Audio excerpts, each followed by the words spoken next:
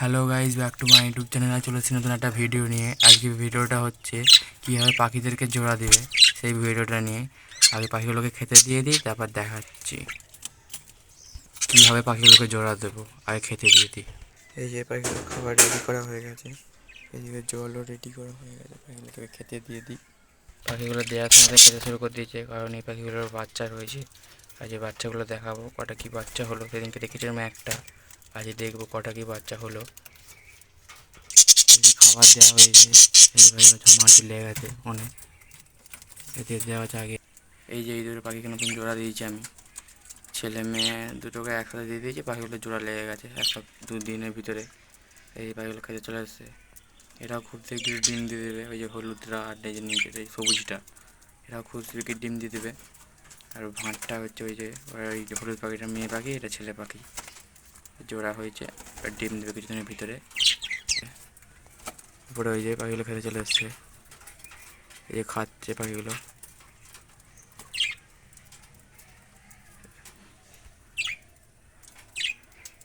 পাখিগুলো এবার জল দিয়ে দিই, জলটা দেওয়া হয় না এখনো।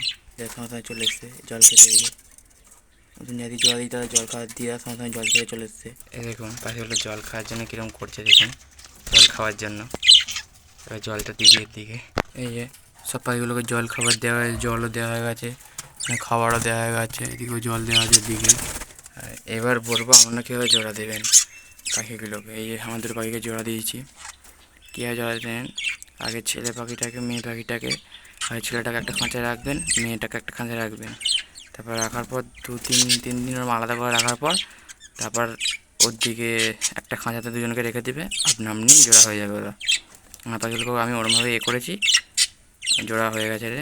খুব শীঘ্রই ডিম পারবে। মিটিং করেছে কালকে, ওরা দেখেছি। এই যে ঘরে ঢুকছে।